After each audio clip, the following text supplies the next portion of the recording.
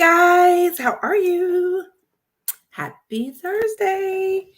This week felt like it went by a little fast. I'm a little surprised. It was a long week, but it felt like it went by a little faster. It's still Thankful Thursday, so I'm here to say I'm grateful to be here and I'm thankful that you guys are here with me. So definitely excited to be going strong today. So y'all come in the room and let me know y'all here.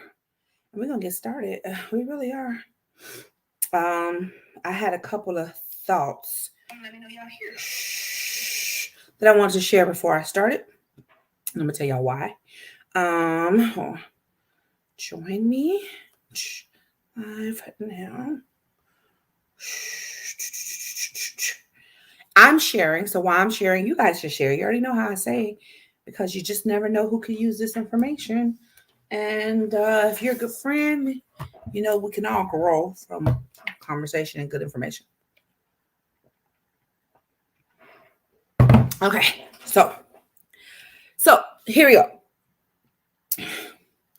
So it was funny because I was watching something the other night and I wanted to bring this up. It was so interesting, and I'm going to be talking more about this too because, as you know, this platform, this show that we talk about, it is meant to be a tool for mental health advocacy. It is meant to talk about mental health issues. It is meant to break the stigma of talking about mental health issues. It is meant to break the stigma of getting mental health assistance and or going to therapy and or getting counseling and or just addressing things that you probably wouldn't have addressed prior to now.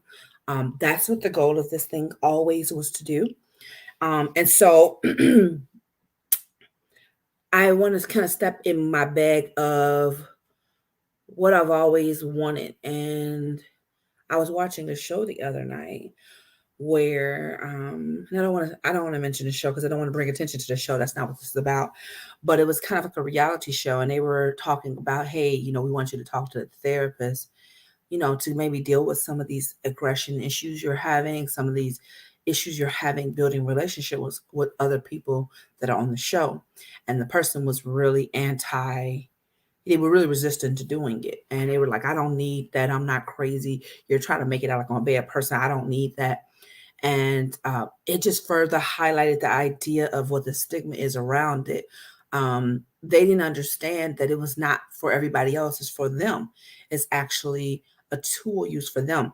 And then the person started to attack the therapist verbally, right? They started to say things like, you're just another person. Why should I go to you for advice? You're not perfect. I'm sure you have hiccups in your relationship. I'm sure you have things that don't always go right. And what the therapist did that I loved was they validated that person's concerns, and then they also were transparent about themselves. And what they said was, you're absolutely right. I'm not some superhero. I'm not a god of some sort. I am a person that happened to go to school that was interested in helping people to deal with their mental health issues, just like any other doctor. And I'm here to try to help you with a plan, with some techniques, with some strategies, with treatment, and with even just sometimes listening to get you through some of the harder stages in your life and help you to sort things out that you're going to have to sort out. I'm only going to be here as a guide to help you through these things. And I thought that was in a brilliant way for that person to explain it. And so I want to share that with you all.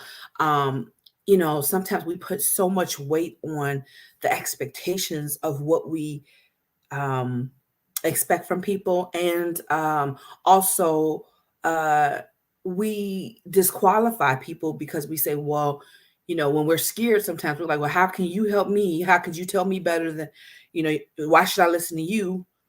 And what you have to understand is, just the same way that you would go to a doctor to assist you in an area that you don't know as much about, it's the same thing you're doing. A therapist is just another form of a doctor. And then also vice versa. You can go to a doctor and say, hey, this is my issue A, B, and C, and they might not be able to heal it right away. It doesn't mean that they are bad at what they do. It doesn't mean that they wasted your time. It doesn't even mean that you wasted your energy going to them.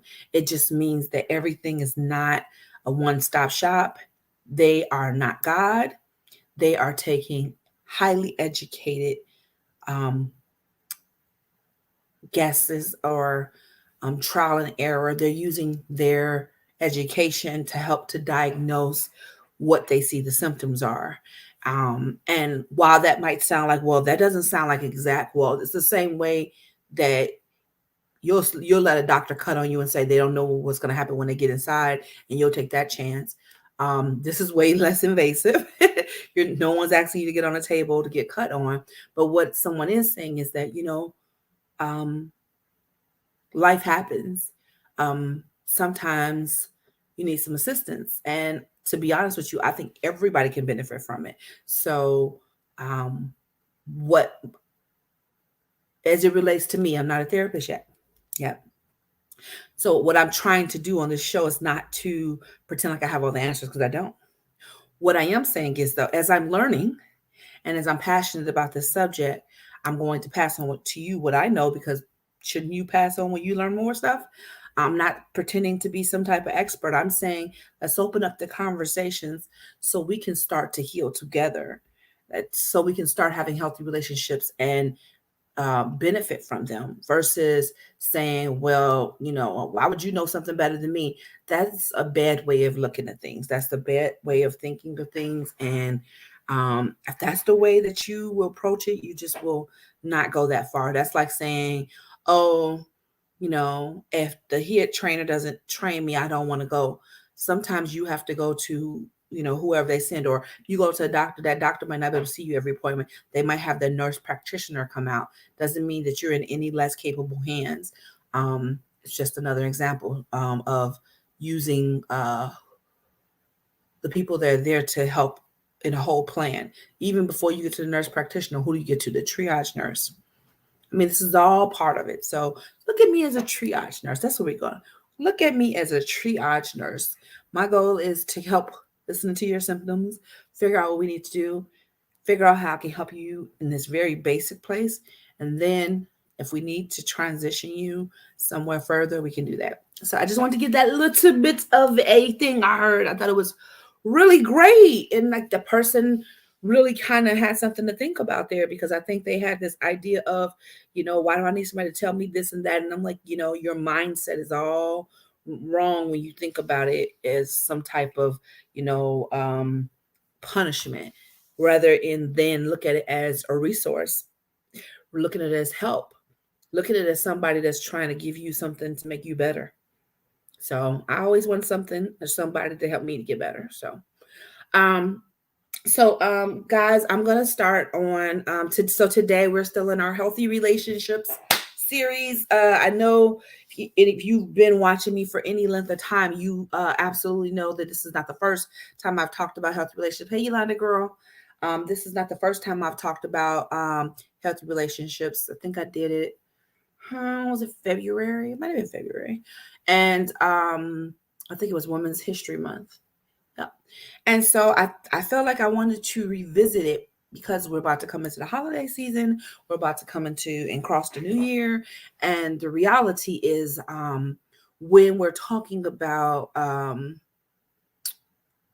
living our best life and our best quality of life, our quality life is raised when we have good support systems around us, good relationships, healthy relationships, and we have a tribe of some sort that we can depend on, lean on. And my goal is that we talk about these things, make sure that we understand what healthy looks like, make sure we understand what toxic looks like, make sure we understand what we can do on a short term basis to help that situation out. And what I did do yesterday is I put a post up, and what I was hoping to do is to get people to bring some real life situations and scenarios on that we can talk about. so that we can kind of evaluate what to do in that scenario, right? I understand that no one responded yet, but that's okay. I understand this is a hard thing for people to open up to um, when you first look at it, because you're like, I'm not going to put my business out there. And that's not what the goal is. The goal is, and I even say you can use fictional situations. The goal is to evaluate some things and to see how we could come up with solutions to how to resolve it, identify what healthy looks like. The last show we did, we talked about assessments of past relationships. Um, the goal was for you to take the past relationships that you've been in and look at all pieces of it from a um, objective standpoint, not being so far on, so close up on it, being able to even write it down and say, okay, this is what happened, these are the details, these are the people that were involved, and then being able to see what piece and role you took, what role the other person played, kind of extract some emotion out of there, so that you can look at it and say, you know what, maybe I didn't respond to this as well as I should, or maybe I shouldn't have allowed that, or maybe I was not clear about my boundaries here, or maybe I didn't give this person a chance. Maybe I was a little bit, maybe I was feeling a little needy in this moment, so I poured on them more than I should have. Being able to have that perspective will allow you to evaluate what happened there and have an opportunity to resolve it if necessary, and or forgive that person or forgive yourself for how you got there, the feelings that were left from there, the wounds that are left from that situation, and then be able to evaluate your current situation. That's the next piece of this, and to see if we are um, reliving or still practicing some of those same things. So, for example, if I know that I used to be, I'm gonna throw something out there. If I know that I used to be in a toxic relationship with a man, and that I kept we would argue and fight all the time, and it would get physical, and that we would talk and call each other very horrible names that were very disrespectful to each other. And we would even do it in front of our children. Everything about that screams red flag, toxic, right? Well, okay, let's say you would say, okay, I'm not in that relationship anymore, so I know that that was bad. So moving forward, well, what if I'm in a current relationship now, and the relationship is mostly good. We have good time, we have good communication, and we have a moment where that person does something I don't like. And what if my first response is to yell and swear and be combative, um, and then that person really responds to me, and it becomes a situation. One might say, well, Paris, no relationship is perfect. Yeah, you're going to have arguments, you're going to have heated moments. That doesn't mean that relationship is toxic as well. And I would absolutely agree. There's no such thing as a perfect relationship. Don't let anybody tell you it is. You don't believe them. There is some pieces of the relationship that they're not being honest about on both sides if they want to say that. However, there doesn't have to be a perfect relationship, but there can be situations that you need to identify those red flag behaviors before it turns a whole situation into a toxic situation. What do you mean? Well, if you find yourself, your first response to being angry or having the emotion of being upset and frustrated or disappointed, your first reaction is to cuss somebody out.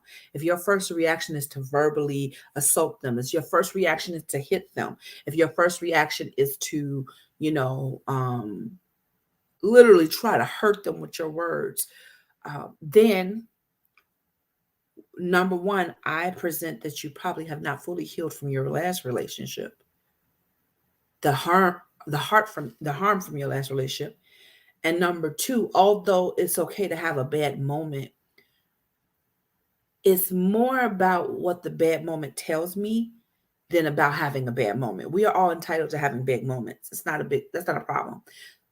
The issue is we need to look at flags when they come up. It doesn't mean this means, okay, this is a bad situation, abort ship, jump out. But it does mean say, you know what? Uh, wow, that should tell me that I'm really still hurt or sensitive or about this situation, this type of situation, or maybe I still do have trust issues, or you know what? Maybe I don't know how to effectively communicate my hurt. Maybe I don't know how to tell somebody when I don't like something. Maybe I don't know how to say that someone hurt me without raising my voice, without hitting them. Maybe that's all I've seen. Maybe that's all I know. And you know what? That is my go to. And somewhere deep inside, I know that's not right, but that's all I know because it's all I've kind of done. That's okay. That's actually learning something about yourself. That's actually a real moment when you can sit back and say, wow. Like, let me tell you, I'm gonna give you an example. I remember, and I think I told the story before. Remember, I was in a car. I used to have really bad road rage, and I used to yell in the car and say some words that weren't that pleasant. And I remember when my son was like 6 years old or something, and I don't remember 6 or 7. And I remember, I pull up, I'm out in the street driving, and somebody pulls in front of me. And as I'm about to fuss, like I normally do, my son starts in his little self in the back seat, 7 years old or something. I can't believe this person got in front of you, Mom. Tell them to move over. What are they doing? What are they doing? And I was so embarrassed. I probably turned red, right? Because I couldn't believe that he was stressing. And I was embarrassed because I realized this little person was emulating everything he saw me do. And he was like becoming a little mirror. And he started to show me what I looked like. And he started to show me how I reacted. And so that's a whole nother story about kids and them watching and seeing everything and then picking up every little thing. But it was a bigger issue was that I realized that like I had to figure out why did somebody, because I'm trying to calm him down now, right? Because he's 6. Why do you care about this? Because he sees me and he's just emulating me. So really none of this is his real emotion. This is just him picking up my stress and my anxiety in a moment and it's transferred to him. And I never, ever wanted that for him. So what I said to myself is, Paris, what is going on inside of you that you get this turned up? You get this upset. You get this stressed out because somebody jumps in front of you um, and cuts you off. What's going on with you that is your response? And honestly, I had to evaluate that. I had to see what is going on inside of me that is how I respond.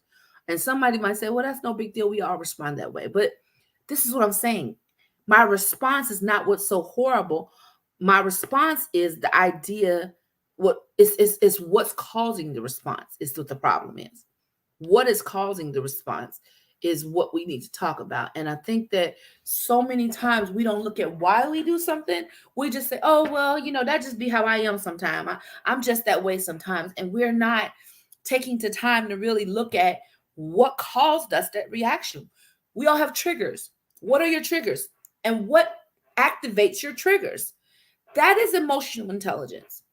That is what it looks like to be able to say, I am wanting to not allow somebody to control me. That was one of the reasons why I really started to be very aware of how I was presenting, because I no longer wanted to react. I wanted to respond. And I did not like people having the power over me. I did not like somebody knowing how to press my buttons. I hate it. I used to be a control freak. And so that was definitely something I didn't like, to be out of control. That was just, control freak does not like to be out of control. I'm not saying you should be a control freak. I'm saying at that moment, worst thing in the world. So when I felt that way, I felt completely out in a spiral. I hated it. So I got to a point where I said, well, you know what? I need to know what it is that I hate when people press my buttons.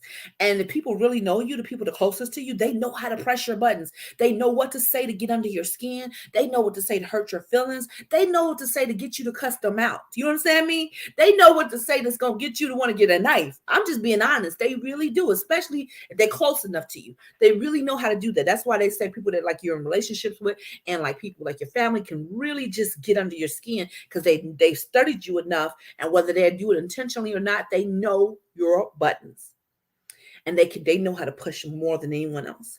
And so I got to a point where I was like, I don't like that feeling of when somebody knows my triggers better than me. I don't like that feeling of somebody knowing how to push my buttons, and then I, just like a robot, fall for it every single time. They push my buttons, I go off. They push my buttons, I'm mad. Now I walked into a situation happy. They did one thing, and now I'm upset for the rest of the day and I'm fussing. No, no, no, no, no, no. You don't have that much control over me, and I'm not allowing you to anymore. And I had to realize that people only do what you allow them to do. So I can no longer blame you for me going off, for me acting in a way that is less than characteristic of how I want to present, right? I don't want to do something that is going to pull me outside of who I say that I am character wise, my integrity, the person, my kindness.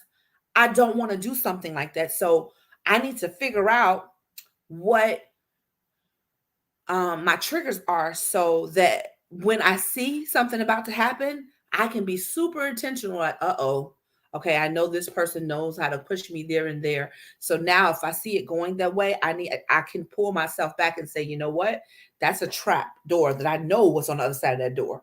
I know that if I respond a certain way, I'm gonna go. This is gonna go. And it's gonna escalate. Well, I have the ability. I'm not out of control. I have the ability to stop myself and say, wow, no, I'm not. Nope, nope, not gonna take that bait. Not going there with you today. And find a way to get out of that. Right? I can find a way out. So these are the type of conversations you need to have, the type of things you need to look at in these scenarios, so you can see what you can do. Because you can't always control. You cannot control the other person, but healthy relationships start with your examination of you, examination of the environment, the relationship, and the other person, and to understand your piece in it and what you can control, right? And if it's worthy of fixing and or trying to fix, move forward in. Ilana, you said sometimes it's the opposite. You said in a relationship, you might not, if in a relationship, you might not know the triggers. You know what? That's true. Triggers are not an easy thing to know all the time, but this is why we work on starting to try to get the work done, right? Because the reality is, that person, um, this one pastor said it the best way I ever heard of. He said, in a relationship, what you should be doing is being a student of the other person, and that other person should be a student of you. And I thought that was a really good way to explain it. And they said it because you should want to know everything you can about the person you're with, and vice versa. And some stuff you learn from just being around them, right? And so, while you might not know all the triggers, um, it behooves you to become aware of yourself and hyper aware of how they present. And it takes some intentionality. It doesn't just happen overnight, but it's something that you really should work towards, because you should want to know, like, some stuff shouldn't take you off of at a surprise every time, especially if it's the same cycle, right? Like sometimes we be like, oh, it's a different situation, but it's the same cycle. Like we do this and we do that, and then oh my God, it's kind of the same thing, just different people, right? You plug and play out. Something slightly different, but this is why it takes time. I tell people, just like, take your time getting to know somebody, because honestly, people can present one way and be a completely different person, or be, really just pretending and or wanting you to see something else. Hey, mom. And so you want to be very careful to not move too fast, because man, like, a relationship is like the most vulnerable thing you can be in. And sometimes you really have to, before you put yourself in a place of vulnerability, really get to know the person, deep dive into their character. I heard someone else say, they said, you can't even Be with somebody for real until you've seen them mad before and how they react and how they recover. And I thought that was so good because oftentimes we get caught up in this honeymoon phase and, oh, the person's so wonderful and so great and they're sweeping me off my feet. And we don't really get into what it looks like for them to, um, do they healthily know how to deal with issues? How to stress, how do they react to stress? Are they yelling? Are they toxic? Are you seeing red flags? Do they know how to, do they shut down? Because I think that is very toxic. Or do they accuse, or do they call you names and then come back and apologize and say, well, oh, I was just upset, I can't help it. Listen, one thing, if I could ever teach you guys anything, is that you are in complete control of your own behavior. Nobody can make you act a certain way. Nobody can push you. That is a cop out. If you did not know, now you know. And once you know, you do have to do better. Not saying we don't all have moments, but even when we have moments, you need to acknowledge that you are the one who allowed yourself to go there, and that nobody pushed you there. Nobody can push you there. You allowed yourself there. Yolanda, you said something. What if their triggers change from time to time, as if they're controlling their triggers? Listen, that's what I'm talking about, girl. Sometimes, let me tell you something, and I don't want to start diagnosing. I won't start doing that because this is why I want to have certain scenarios, because sometimes you really need case studies. And y'all have no idea. Yes, I'm just in school for psychology now, but I have been into the brain and social behaviors and relationships and studying this stuff kind of subconsciously for a very long time. And one thing I know is that people um absolutely know when to turn things up and turn them down when they want to control a situation. I know some of you guys heard the word of narcissist, and I know you've heard of the word you know multiple personal not multiple multiple personality disorder. I have seen people play um off the intelligence of other people. I've seen people play dumb.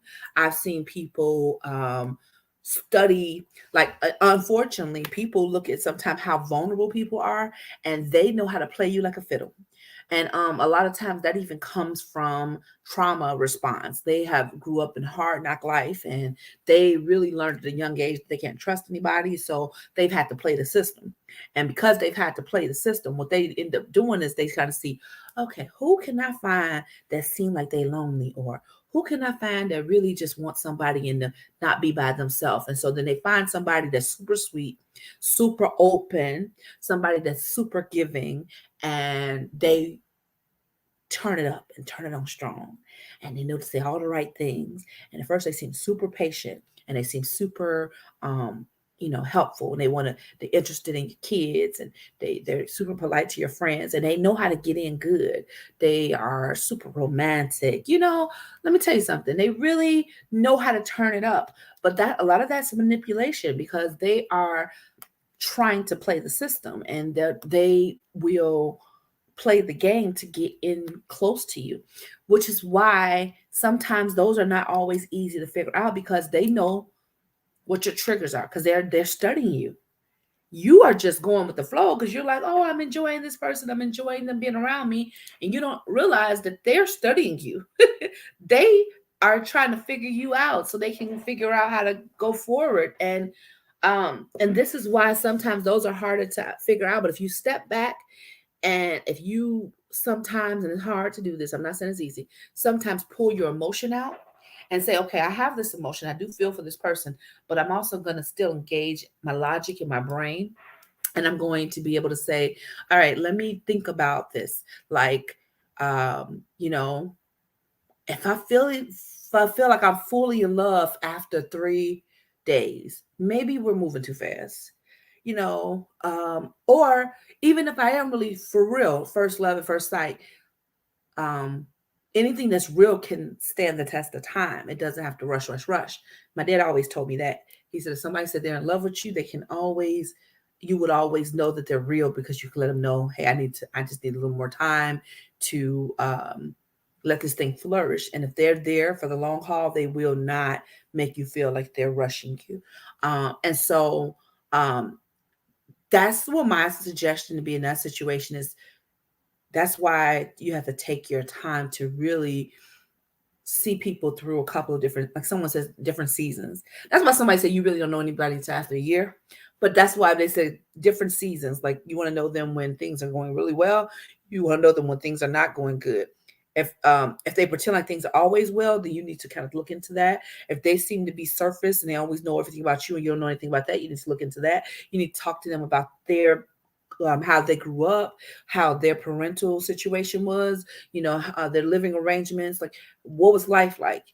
Because unfortunately, I hate to generalize, but a lot of times you can find out that understanding what their life was like will even tell you some things about, how they move. And so yeah, unfortunately, it's dealing with people with impure motives can definitely throw a curveball in all this. But this is why you take inventory. This is why we talk about these situations. This is why we study these behaviors. This is why, even if some like I'll give you an example. I was cheated on by this guy a long time ago, and I bring it up only because let me tell you, he's not. I'm not dogging him out. I'm not saying anything like that. I don't have anything negative to say about him. Actually, what I have to say negative is about me. And let me explain what I mean. I realized that at the time I was like, oh, woe is me. I got cheated on. Look what he did to me. He treated me like this, blah, blah, blah, blah, blah. And although it was true, and I'm not saying at all it was my fault. What I did realize though, I will say this, what I realized that was important for me to grow was that number one, like I said, nobody can do to you what you don't allow them to do, right? And number two, um, if somebody has done something and you know about it and you still chose to stay, you need to figure out what that says about you, right?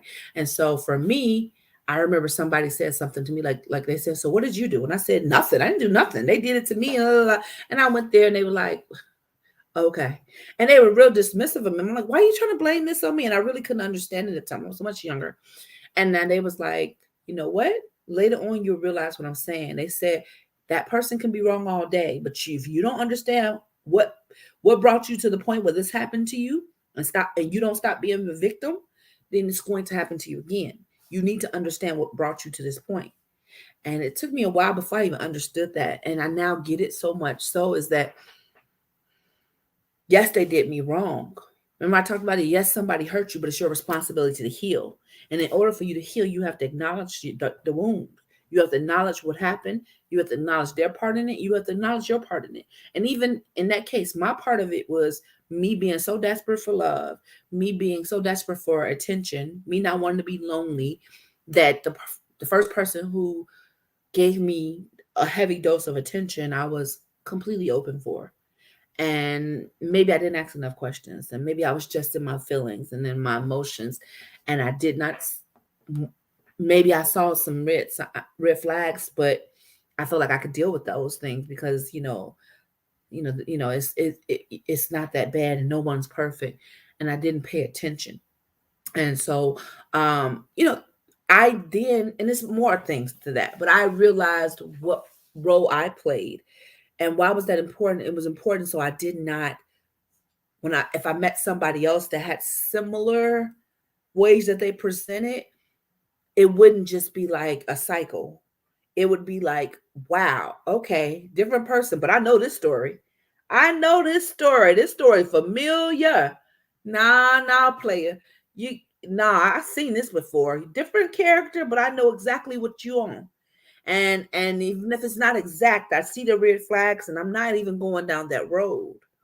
I was able to be able, and that's not just with romantic relationships, that's with friendships. That's even with, familiar relationships. When I say familiar, I mean familial. I always say it wrong. Familiar relationships. You know, you can be just because somebody's your family, if you've seen like cycles of things that are not right, people treating you wrong, you don't have to stay in that situation. Yeah, they'll always be related to you. They'll always love you. You always love them. But you can say no. No, I see where this is going. Thank you. I love you, but I'm gonna love you from over here. Or Or same thing with, oh, I've been friends with this person for 20 years. And you wake up one day and start realizing all the circles up and down y'all went through. You like, wait a minute, we do the same thing. Man, we do the same thing. This person, every time they get some with another or another relationship, or oh, they get another friend. Oh man, we do the same thing. Or man, they come to me and they tell me what's going on with them, and then when I need them, they're not available. And then if you sit back and you look long enough, not trying to hurt your feelings or nothing, but if you're just honest and you sit back and look, you say, "Dang, they do this all the time. Why am I not? Why am I just now seeing it?" And the reason that you just now seeing it is because you really just looked at that person in a pure light and you didn't really want to really see it. Sometimes you're too close to a thing to be able to really see it clearly. It's the same thing. Like I told y'all, if I'm up on my hands like this, if I'm up on, I don't really see what I need to. But if I come back, I'm like, oh, I see very clearly that's what it is. Same thing. You in a situation too close, you don't see all things. And so sometimes you really have to step back and say, you know what? Okay, I see this now. And guess what? You're not too, don't let people tell you, oh, we had, I'm your A1. Hold on, let's sorry. I'm your A1, your day one.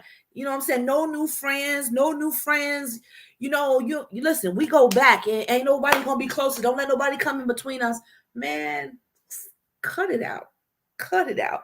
If you find some toxic behavior in relationship, whether it was 1 year or 21 years, and you start noticing cycles, you can opt out at any time. Don't let nobody trap you into this cultish type of idea of, we have to be here. We always been here. We used to spend the night over each other's house. We known each other. Listen, just like I tell you, people grow and evolve. That goes both ways. Sometimes you can grow and get better, and then that person's just not growing at the same level as you.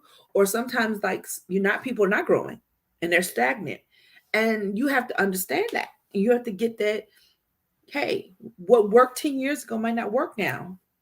And guess what? That doesn't make that person a bad person. It just means, hey, I'm gonna have to put a little distance there because we're just not right here. We're not on the same page. And well, that's not being on the same page is causing too much friction.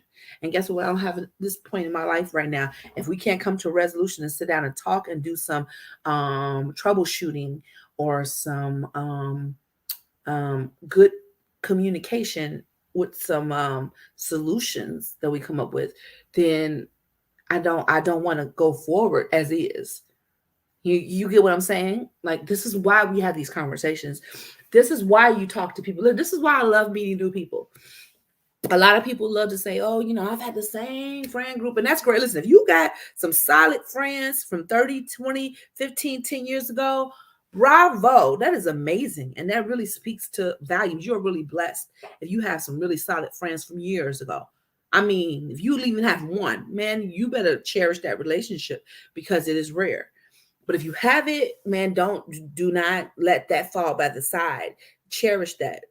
Um, Nourish it, water it, work on it. Even if you think, oh, we don't have to talk, and then when we get back together, we're good. But you want to make sure you both feel that way. So be overly communicative and being able to say, sometimes check in like, hey, are we good? What can I do to be a better friend? What can I do to check on you? How you been feeling lately? Because you just want to make sure that that person feels the same way you do. They're the same space you are. And even that if you can be even a better friend, so you don't lose that relationship. Things get tough, and sometimes people don't take it personal. They bow out gracefully because they just don't even know how to communicate their needs. And so sometimes if something is of value to you, you need to be able to step up and say, hey, am I doing the best I can in this relationship? I'm not perfect. I'm sure that I failed this person in some ways before. What can I do to be a better friend? And then hopefully they do the same thing, and then you guys can move and grow. But if that's not happening sometimes, then you need to know when to cut strings and not to be upset with it. Every time, and sometimes seasons can be up. And I tell people all the time, just because a season is up doesn't mean that you have to dog that person. Doesn't mean that you have to um, disrespect them. It doesn't mean you have to let their secrets out. Doesn't mean you have to curse them out. Doesn't mean you have to lose your character. Even if they, for some reason, are hurt and don't know how to communicate effectively, and they do it. Listen, I've had people say things about me, and I've had to close my mouth. Because guess what? As much as this hurtful that you would say those things about me because you're hurt, and that you don't want to communicate, what I have to do is sit back and say, okay, I don't even know what to say in this moment, or I'm pray for you, I hope things are better. I wish you, and not even being spiteful, I wish you the best. I hope life treats you well. I hope you figure out what you're looking for. I hope that, things work out well for you, and and really mean it from a good place. Like, don't be spiteful and deceitful when you say that, but like to be really, that's when you've grown past a situation, when you say, you know what, I really do wish you the well. I'm not wish you the best. Some people are like, I don't wish them they do good without me. That's Listen, you're not healed if you feel that way. I literally wish anybody who I used to deal with, I wish you the best. I hope things are going well for you. When I see somebody doing good on the other side, I'm like, that's good for them. I'm glad that they found happiness somewhere. Don't know what happened between us, but that's not for me to figure out anymore. I really just hope that they are happy. I hope they are. And maybe you're not ready to say happy. You know what? I just wish things work out for you. Maybe I'm not over there to go figure out, happiness. Maybe I'm not. I don't listen. When I'm not there somewhere, I don't fake it. Let me tell y'all something. I don't fake it. I remember this one situation where I just was not feeling these two people at the same time, and it was a situation went down. I don't want to go through it, but I remember we was on social media, and I blocked them for a while, and they don't know. Probably still will never know. And I blocked them, and I just wasn't ready to pretend like I was happy for them. Listen what I'm talking about, y'all. We gotta be honest and real about something. I could not pretend like I was happy for them in that moment. I just wasn't in that moment. I wasn't bitter. I just didn't like how things happened, and I had to learn that I didn't own them. I could still not like how things happened, but it's still I didn't understand. I didn't own them, but I didn't want to see it either. Don't put it in my face though. And like I told somebody else, they invited me to stuff that they did. No offense, I don't hate them. They have the right to be happy, but I don't need to be around them. I can't fake that. I can't fake like we cool. You gonna catch my face doing something weird. You gonna catch my mind thinking something that I shouldn't be thinking. And see, this is when we have to be honest about stuff. If you're not fully healed, it's okay. Stay away until you're healed. Close your mouth until you're healed. Don't diss while you're healed and while you're healing. I don't want to bleed on people. So when I'm not healed, I'm not going to come around you. Why? Because I don't want to be popping off and doing all this. I don't want to be talking behind your back. You see so-and-so over there? Ooh, they look a mess, don't they? I know they can't be happy together. I know. No, look, girl, I know. That is all a sign that you are just not really done with it yet. And instead of, see, I remember we talked about actually being healed versus trying to pretend like you're healed. Sometimes we want to act like stuff don't bother us so bad. I don't care about them. I don't care about them, girl. And then we watch them the whole night. And then they look, we heard, turn away. Girl, I can't believe. And then you now realize your whole life, your whole night is centered around what they're doing. Y'all know how I know this? Because I've been this. I've been there. I've done this. It's not a fun place to be. You don't even realize you gave your energy to them. You pretend you wanted to say you didn't care nothing about them, but now you're consumed. So much so that your whole night was around what they were doing. And I don't care what y'all say. Y'all all have done it at least once, whether it's with family, whether it's with a relationship, moved on with somebody, whether it's friendships. And I just have chosen to heal. And I've chosen to be honest about when I'm not healed. There are some things where sometimes you got to sit yourself down. Oh, that person gonna be there? No, that's still too fresh. I can't be there right now. And it's not because I dislike them, but I want to be honest with my interactions. I want to be honest with my intentions. I can't fake kick it with you right now. I don't hate you. If we have to be in the same room, cool. But if it's not mandatory, we have to be in the same room, I can't do it right now. And that's nothing wrong with saying that. That's called boundaries. That's called being honest and being true to your integrity and your feelings. We try to make sure we look like we good. Oh, that don't bother me. I'm good. And we really not good. How about time out for pretending like we're okay and we go ahead and sit down somewhere. Fellas, women, you just gotta have a bad relationship. It's okay to be hurt. You ain't gotta bounce back. I hate when people say, just don't let that person get to you. Don't be down too long for them. Listen, stop that. No. If you are hurt, Take your time and build you back up. Take your time and heal. Take your time, whether it's just, if it takes a couple weeks, a couple months. Hey, some people it's a couple years. I've known people say, I got out of a 15-year relationship and I just need some time to know who I am because I lost myself. And it's so extreme that I really just need time for me. I don't know what it's like to pour back into myself. I don't know what it's like to love on myself. I don't know what my expectations to be for someone else. Because to be honest, I don't even love me like I should. Take your time. Don't let nobody rush you into a place of fake healing. No, no, no, no, no, no, no. Figure it out. Do the work. Do the work. If you don't know what the work is, we will work on that. But you have to be willing to be honest. The first way, you're not going to heal until you acknowledge that something's wrong.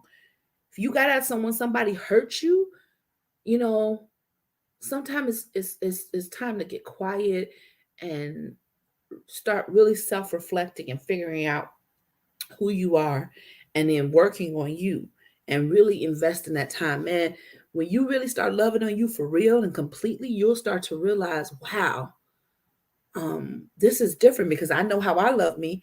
So I can't dare allow somebody to treat me less than how I love me. And now I can show people how to love me because now I know for real how to love me. Before I was just faking it. Before I was faking it. But now I know what I expect. I have my own expectations for myself.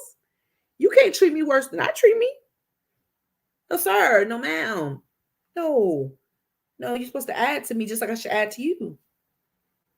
So this is why we have these conversations. This is why we look at these scenarios so we can be able to look and see what happened in our past, look for any toxic cycles, look for any behaviors, look for any triggers, put bow out if we're not quite healed from the last hurtful situation. Be honest about a hurt heart. Okay, be honest about being brokenheartedness. It's a real thing. We all go through it. You're not weak because of it, but being able to acknowledge when you're in that space and not jumping into something else just because somebody's sweeping you off your feet or someone just come in and I really wasn't looking for something. Listen, stop telling people that because when they know you just came out of another relationship, baby, the vultures come. You hear me? They be like, ooh, rebound, rebound, rebound, rebound, rebound. And they come in to swoop in. And sometimes you got to just stop for a minute and say, you know what? Even if that might be okay, I need a minute. I need a minute to get back to me. I need a minute to reset. Hey, and if you really for me, I need you to chill out and give me a second and respect where I'm at right now. And then maybe I'll revisit that in like a couple months. And if that person's not willing to do that, that person ain't the one anyway. Ask me how I know. Ask me how I know. Okay. So, and this is not just a romantic relationship, these are friendships too. Sometimes, like one of my most hardest breakups was with a friendship that was like almost 10 years. It was a female. It's a good friend, best friend. And the reality is that when you're in a situation, I remember it was so hard. I would cry like a lot because I felt like it was like I grieved. I think that's the word, the correct word. I grieved. Didn't really know that's what I was doing, but I was grieving that friendship because it was like it was at that time the most hurtful thing for me. And so it took a while and I could not just jump into another friendship that deep because it was so hurtful. um I did eventually heal. Me and that person kind of reconciled a bit, but it's just the idea that any relationship you're in, there's room for healing if you want that, if you do the work, if both parties are willing to do the work. Hear me, both parties are willing to do the work. You're going to do so much. You cannot make somebody heal. You cannot make somebody try to reconcile. You cannot make someone um, operate in a healthy manner.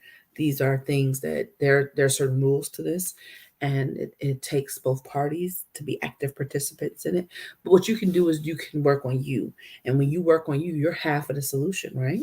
So you're 50% of the solution, and then sometimes people play. Sometimes you can out mature somebody, And I used to know people say take the high road, and I'm like, I'm tired of taking the high road. I always take the high road. But what it means is, in a relationship that's worth saving, sometimes you not always trying to be right. Sometimes you can say, you know what, this is where I was wrong. Probably did this wrong. Could have done this better. I'm sorry. And even if you don't necessarily know if it was worth an apology, you can say, you know what, but this relationship is worth enough to me for me to say that to you, because I cherish what our connection is, and I want to try to maintain it. So I wanted to come to you first so we can start a healthy dialogue to see what we both need and how we can move forward. That's what maturity does. That's what putting the betterment of the relationship in front of your need to be right. Sometimes we want to be so understood. Sometimes we want to be so heard that that's more important than the relationship in itself. And don't get me wrong, if you I told y'all what the four signs of a healthy relationship is: honesty, trust, respect, and open communication. Um, So if you don't have healthy communication, if you don't have trust, if you don't have the foundations of it, then you really probably never had a healthy relationship in the first place. And you're probably trying to hold on to something that was really never foundationally strong.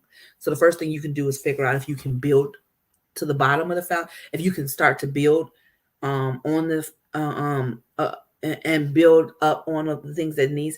Hey, Mama Pat, and that's what you hope. If you can't do that, um then you might have to understand that you're trying to hold on or force something that wasn't there in the first place, and then you might have to understand how to navigate that, right? The worst thing you can do in the world is try to push somebody somewhere they're not ready to go to. You can't push somebody into clear, concise communication. Baby, communication is a two-way thing. You can't try to overtalk somebody into communicating. Somebody will shut down on you that's not ready to talk so fast. So fast. Listen. Vice versa. You can't, when you don't feel like they're hearing you, you can't stop talking and just not communicate. That's a form of abuse too, because you're controlling that atmosphere. So, I'm not going to talk to you, and I'm going to make you feel unheard and all this stuff. All of that. There's so many pieces of this. Um, when you care to um, be better, you take an active inventory of what's around you. You take the past assessments of your past situations and you lay them out. You look at the things that you do well. You look at the things that you can improve. You look at the situations you've been in and how they've ended and what you've learned from them. You look at your present situations and assess them if they are necessary, if they're healthy. It's almost like the triage. We talked about triage. You need to triage your current relationships. Is this relationship healthy? Okay, let's triage it. Is it on life support over here? Oh, I got one on life support over here. Can we resuscitate it? Or is it on the ventilator? And I know we're talking, I know that's very probably not the best terminology right now, but I mean, I really want to talk about that. We have people that's relationships are on ventilators and they're holding on for dear life, and the other person's not able to fight. They're not fighting, and they're not trying to figure out what's going on, and they're just holding on to, the very edge of it. Um, or do we have a thriving relationship over here? Um, and what's good about it? What are the great things about this? Is it reciprocal? Are you in a relationship with somebody that's amazing and great? And if you look at it, are they really pouring into you more than you pour into them? Sometimes we have relationships that, pour down into us or we pour down into them. But, you know, a really good relationship is that we pour into each other. And so sometimes you can look and say, wow, this person has been really great to me.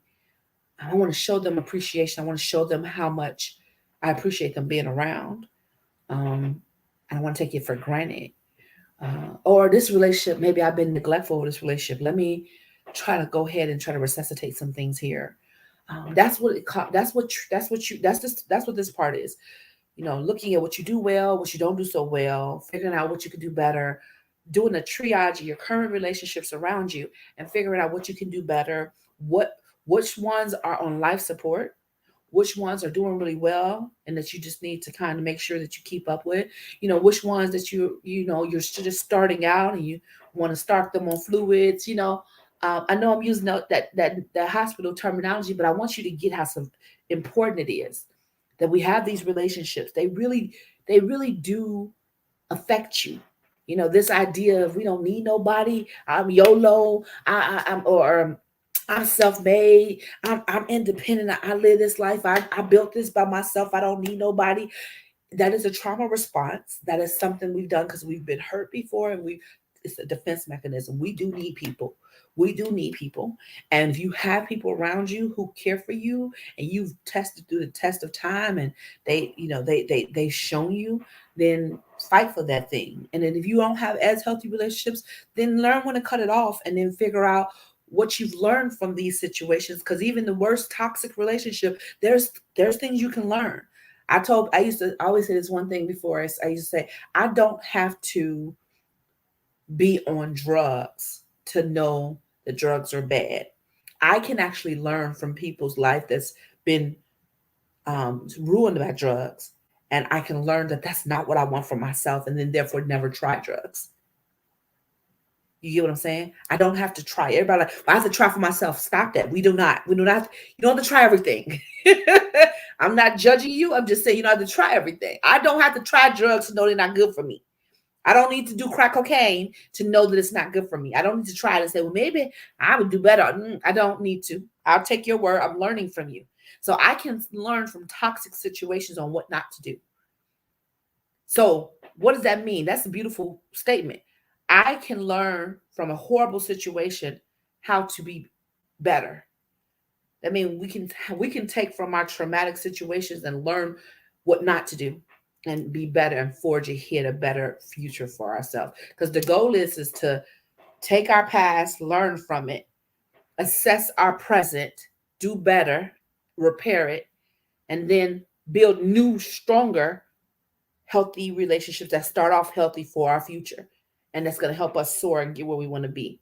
And that's walking in purpose and walking in wholeness. That's the goal. So I love you guys. I hope you got something from this. I hope you were able to apply this. Anybody who just came on, like I've been on here for a whole hour. So I'm gonna get off, but the replay will be up. Anytime you comment, I will come back and read the comment and or reply back to it. I appreciate you guys. I love you guys. Thank you for rocking with me today, Yolanda girl.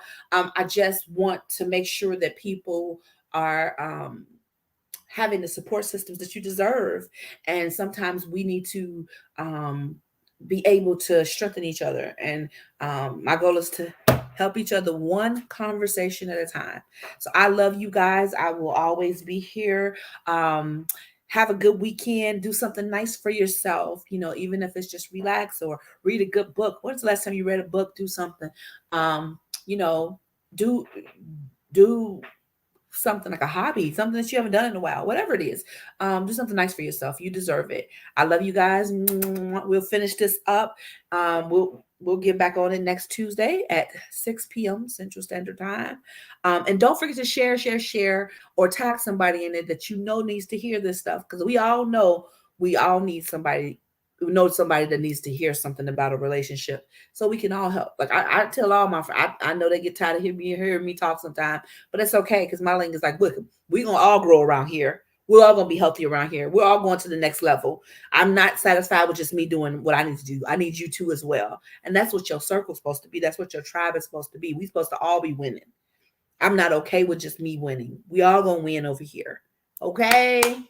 I love you guys. I really do. Y'all have an amazing weekend. I'll see you guys Tuesday. And don't forget, you are enough. I'm going to say it every single time until you start believing it. You are enough. All right? Believe it. Bye, ladies. Bye. Not just the ladies. Bye, everybody.